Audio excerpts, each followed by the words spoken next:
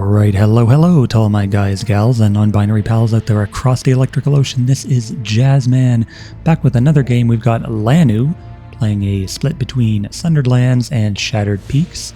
And then we have Reaper, playing a split between Forglar Swamp and Shattered Peaks. He's got, I'm not really sure what decks these are supposed to be, but let's see, Reaper's got is a Skizik Wilder going top. Can I see the upgrades here? Looks like he has Still Life and Domain Shadows. It doesn't say, but ever since Slugbait added the clicking back to the combat log, you can actually click on Stealth Champions and see what they got ability-wise if you're unfamiliar. But it doesn't actually denote the upgrades. I can just see that. I'm aware of the upgrades because, of course, I have perfect knowledge of every champion in the game. And here, Lanu has gone with a double tardigrade. Same upgrades on both of them, regen and acid aura. So he's gonna be really hard to move from these fonts. I was hoping for Kanan because I don't really have a good Kanan game on the channel yet. But it doesn't seem like he's playing that. Reaper has Vanguard. Okay, this just seems like it's good stuff. Oh, Reaper, you forgot about the Primordial Enigma nerf. Maybe not nerf. It's more like a lateral change. He got some stuff, like he got aura, and I think he got more expensive. I know that, but he aura'd his own Wilder, so Wilder no longer has stealth, and he's probably cursing himself out for that. Yeah, the Enigma has been kind of a thorn in the balance side of things for a while. Enigma Shield just really shouldn't exist. I don't know why they designed this champion.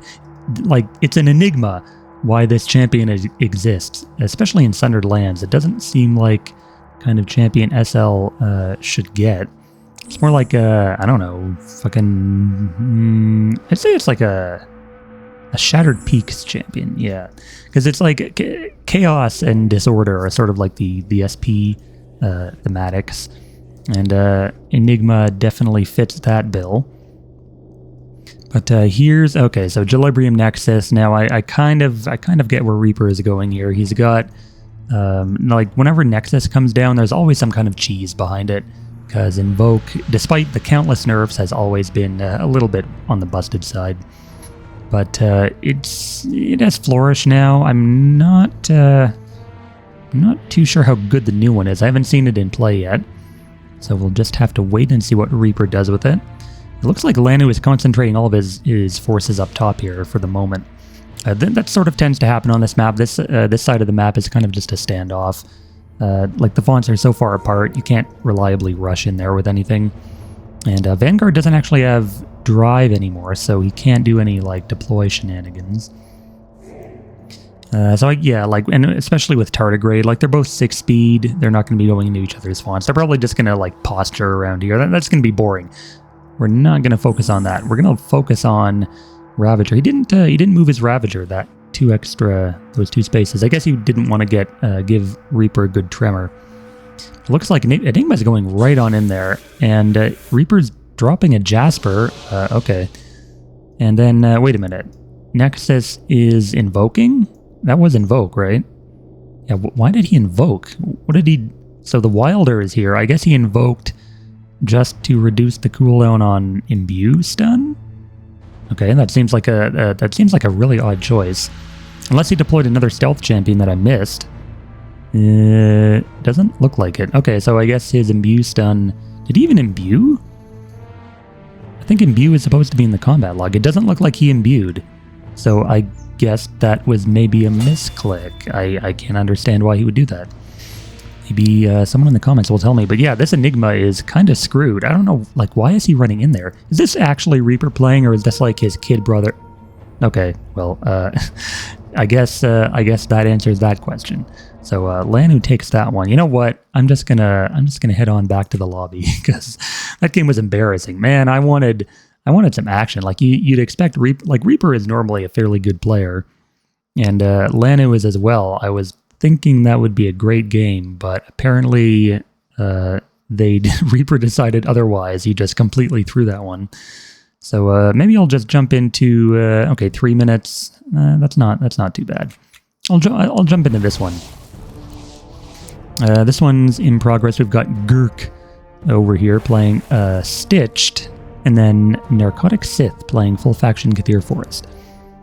So it seems like there is a Falconer in mid with an Ancestral Anger on it that just killed something, leaving those remains, and a Librarian gonna get a hit. I guess you could finish the Falconer off, but then he'd be abandoning the font. So it's kind of, Oh, he's a Rising. All right. Pretty good. He's gonna finish that Falconer off and then cap the font with Dream Eater. And then Narcotic Sith is kind of, he's kind of screwed now because there's no way for him to get into that font unless he has a stealth guy, which it doesn't look like he does. And yeah, that'll be a good play for Girk. He's going to get the globe, and Dream Eater might die in return. And yeah, he does. He dies to the barrage. But that's still worth it, because now, I mean, he doesn't have any way to kill the remains. First is here to reconstruct, and Girk will take a comfortable lead. It looks like Sith is... he's got camaraderie, so he's playing like elves or something. Beasts, maybe. But he had the Falconer, so yeah, it's probably just elves. Solstice Marksman coming down. The usual build. And, you know, I think like Girk should be fine here. You can just deploy like, I don't know, a Tyrant or something would be nice here. Just to sort of rush at the Archer. Elven Archer, I'm glad to see Elven Archer getting some play again. I think, oh, wait a minute. What? Bro, you missed... Okay, he didn't even bother getting his top font. I just naturally assumed that that would be the case. And some of these lower ranked games are pretty wild. But this reeks of Bali. No, wait, was it Bali? No, it was... who was it that never got their top font? I remember making a big deal out of it in one of my other games, like Hydraxor diving into mid font instead of top on Snarling Tangle. But yeah... This reminds me of that. And Dream Eater here, I mean, he can get the font. I guess it kind of worked out because Girk has complete control of mid now, but with Narcotic Sith on elves, it's just a matter of time before we see old Shrine Master rear his ugly head. And Saint Charmer going in for the charm. That's kind of helping Girk more than it's hurting, because now he can just... Oh no, he's constricted. Okay, never mind. I was going to say he can just disengage for free, but yeah, the snake did a constrict instead of a normal attack. He needs to really conserve his AP here so that he can deal with the relics later. But there's a lot of range down though for Sith, and I was going to talk about Elven Archer. Yeah, so I'm glad to see Elven Archer in play again after spending basically an eternity in the shoebox. She got hit with... I think she lost like a rank of Barrage, but she got Combat Awareness in exchange, and she might have gotten cost change. I think her upgrades changed a little more than that. But she has some... she's a pretty decent pick now, 7 range, and pretty good damage when you can stack up all the buffs that elves have access to. So, and then, you know, Marksman, just good old standby, double alt damage attacks and precision. So the snake going to go down to chill. Okay, well, he could have just let it die to chill, but he wasn't going to be using the rest of that AP anyway, because he was just dead. Dead to the range. And actually here, if Girk doesn't deploy, he should have the Nora to deploy, right? Dream Eater is fairly cheap, maybe even just like a Stitchling to stave off the Archer from getting in that font. Or you could just put the First in the way. I mean, First is in like no danger of dying over here to these guys. Like, you could have put the First right here and then blocked, but then I guess Snake Charmer could have gotten in from the charm. And he's deploying... Why is he not deploying mid? Like, you've got the font. You might as well... Is he... Like, you can't be worried that the fucking Snake Charmer is going to rush his top, right? Like, there's no way.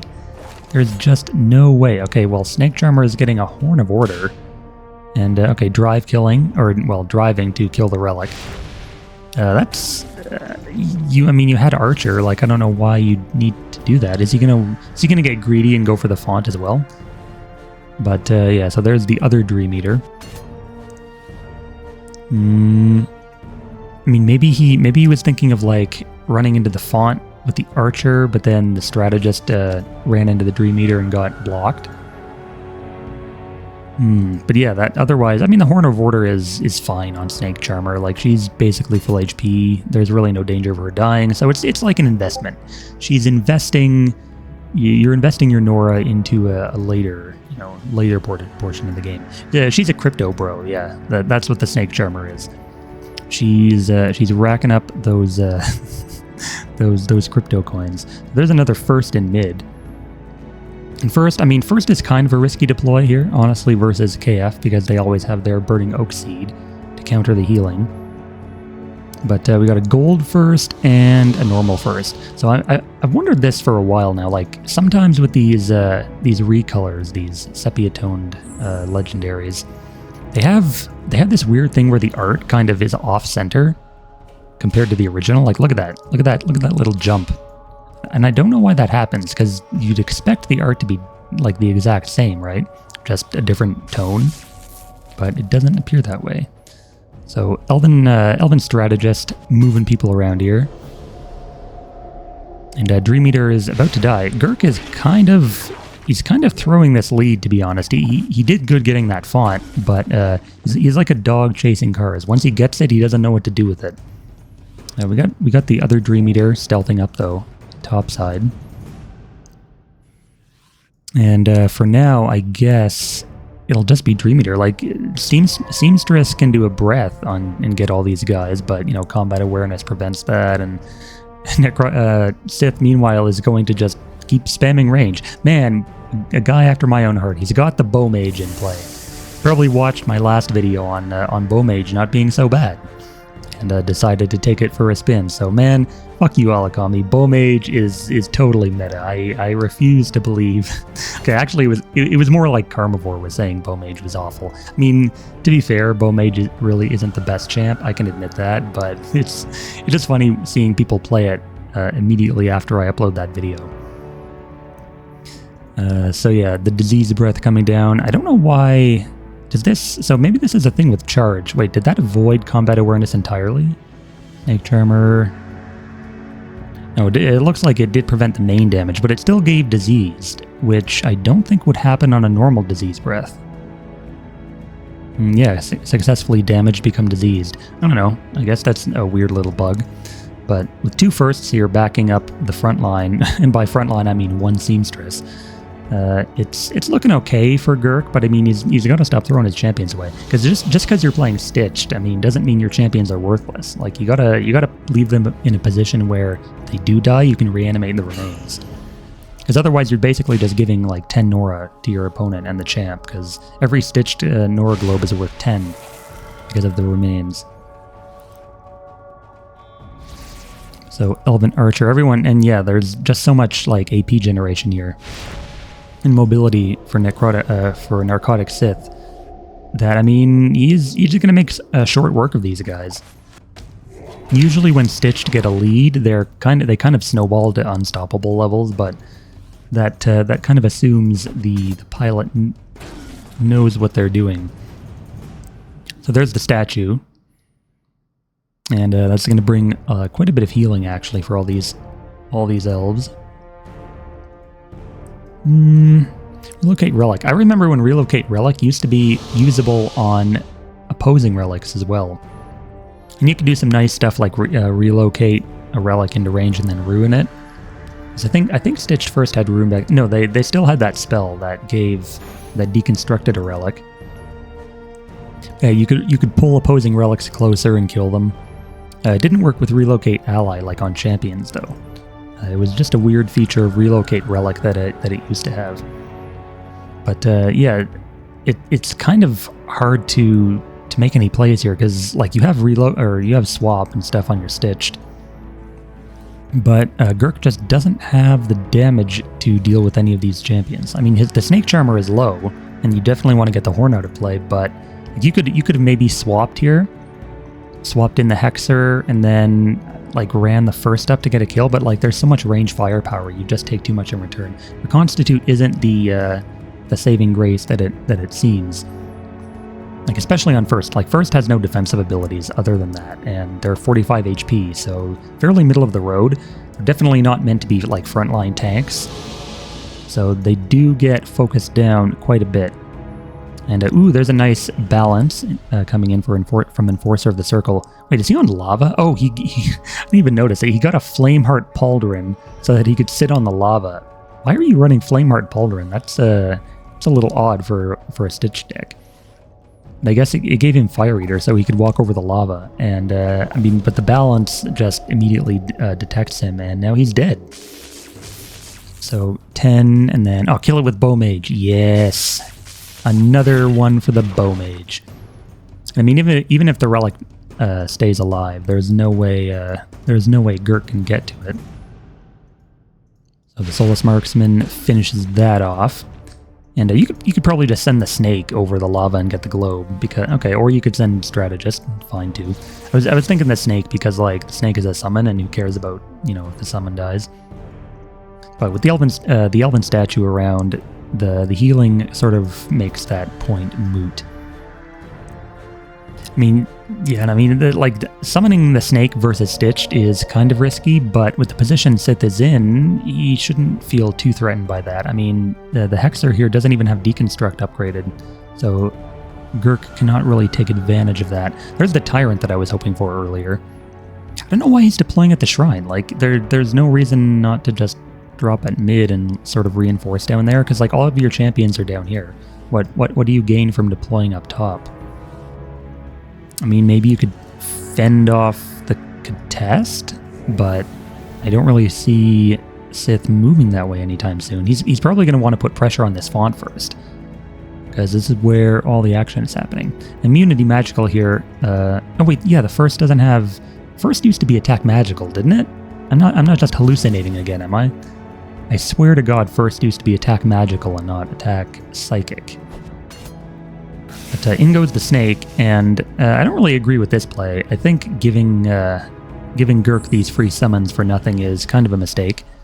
But I mean, there's really not much else to do with the snake. I mean, you could sort of position around these bushes, like threaten a relic contest over here at some point. But yeah, just letting him poop these things out for free is kind of bad. Because now I mean, Girk can just drop a Serinda and sack one of these. Get that in play for free, and then reconstitute the remains. So Archer taking shots at the Hexer, and Bowmage is just out of range. Does he have... Oh, he's out of Invig range too. Did he Invig? I think he Invig the Marksman or something. But yeah, the Hexer down to 12, and now this is kind of like a make or break turn for Girk. Because if he doesn't do anything here, I mean, like all of Sith's champions are full HP. He's got the range advantage, he can just run in. I mean, and this is sort of the problem with First, is that it's not a combat champion by any means. So you can't really, like with just First, like there's nothing you can really do. Now, he's stalling the Enforcer, and I think, like, Sith is doing a pretty good job keeping his range safe, like on this side of the wall, where Girk cannot get to it. There's a Tome of Fated Souls. Okay, so he's going to have Deconstruct on his Tyrant for deconstructing the snake. I mean, sure, you get a relic, I guess, but now you've literally blocked in your Tyrant because it can't move without Reconstruct over here. So, like, because it's blocked by the Shrine and by these bushes and then by the relic. So kind of just a big old mess all around. And he oh my god, no, he retted into the immunity. Oh, poor guy. That's got to be that's a facepalm moment if I've ever seen one. So yeah, Enforcer, Immunity Magical preventing that. Oof, that is a big oof. And Sith probably just gonna run away with the game now. I mean, if you could just get in that font, it doesn't even matter. Do protection, do a reclaim, and yeah, just walk in there. Oh yeah, he has Dictate, so we can just walk in with Enforcer. Much better than sending the Bowmage into the font. But here, are we going to see Drive, Invig? Yeah, but Condor probably just going to threaten. Blinding Flash, adding Insult to Injury. Completely unnecessary, of course, on the first. But he did it because he had the Nora. And yep, down goes the Stitchling. So yeah, I think, like, Stitched are a strong deck, but you do still kind of have to play carefully with them. They're a little bit finicky. They lose really hard to rushes early, and if you don't micro their relics and deconstruct properly, like you have to play pretty much perfectly in the early game to guarantee like an easy late game win. here, I mean, like Girk has nothing. Like he's got his Tyrant trapped behind. I guess, yeah, he can destroy it with the Stitched Reconstitution. Oh, Fading Recollection onto the Enforcer. Oh, okay. I don't... Yeah, this is just not very good. So 55 Nora, or maybe 50. Just to get rid of Enforcer. Like, the Enforcer's abilities weren't really the thing that was doing it to you here. You need more champions. You need to be more careful with the champions you did have. And you need to basically just push the advantage when you have it, because one of the things that's that's probably the hardest thing to learn about this game is recognizing when you have the advantage and taking it, just, grabbing it by the thick, meaty balls. And because otherwise, like, if you're indecisive and you hesitate too much and you're not really sure when to do things, like a better opponent will just, roll right over you. And that's sort of the case with all these types of like turn-based strategy or real-time strategy games. You have to be decisive. You have to be, even if your plays, like your ideas for plays are crappy, you have to commit to them. Because if you don't commit and you're left with doing nothing, then even an opponent who's doing things wrong but has the right idea will beat you. So and that just comes with trial and error. That's just a thing you have to learn through playing games over and over. It may be boring and it may suck to lose, but you just gotta do it. That's the only way to get better. So this game was kind of a stomp, but I'm probably gonna upload it anyway, just because it's a learning experience for games. Like, for maybe these players are watching, maybe they can learn a thing or two from that.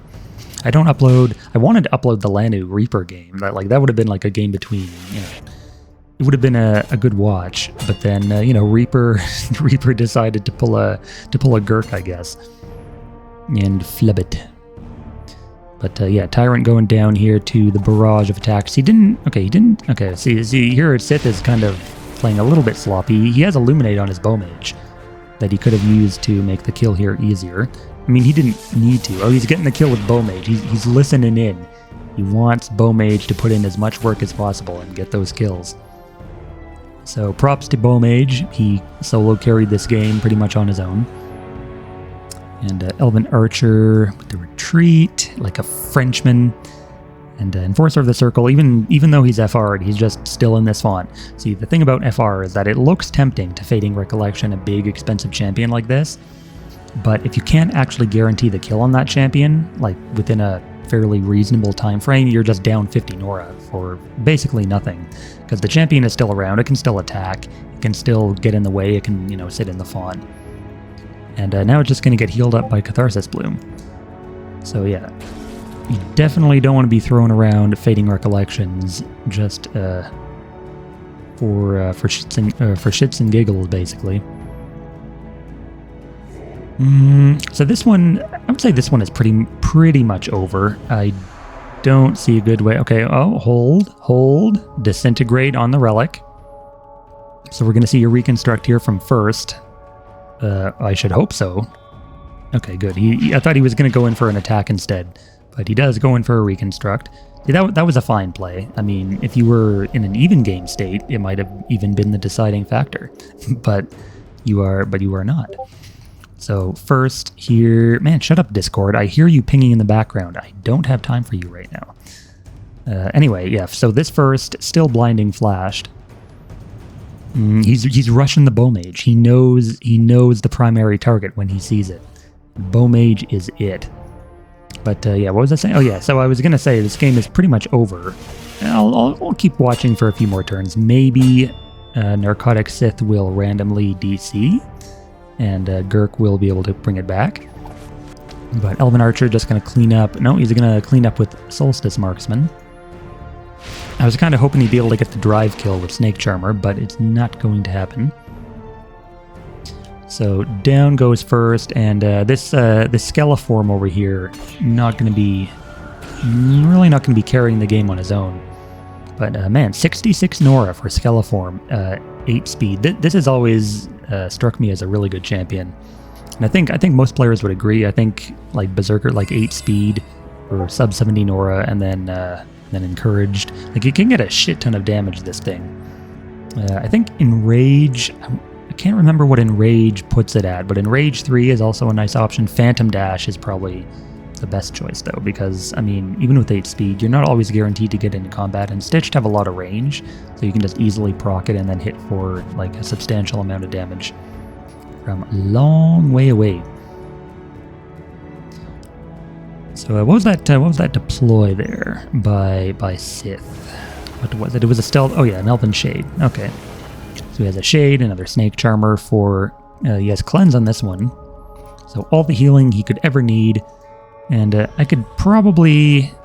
I mean, I guess it all depends on how mid works out. Like, if Girk gets... okay, well, I was going to say maybe if Girk somehow gets a deconstruct on the Enforcer, he could come back, but he's repurposing his one of his few champions onto his first. I mean, if I were Sith, like at this point, okay, and he's doing a stitched possession as well on that summon. But I think here at this point, if I were Sith, I would just rush the shrine. Like, there's no reason to divert more resources towards mid. You're gonna lose Enforcer, sure, but I mean, there's literally nothing over here. His Skeleform is retreating very far. And this is probably, and then more summons, and then the archer is the range advantage. He's invigging the snake to kill the remains. Smart. But yeah, I think I'll call this game here. I don't really see a good way for Girk to come back. I don't like doing this, but, you know, I think most watchers will agree that this one is over. Maybe I'll try and get a repeat of Lanu versus Reaper if they're playing. If I do, it'll be in the next video. So yeah, this one is pretty much done. Well played to both, and we will see everyone in the next game.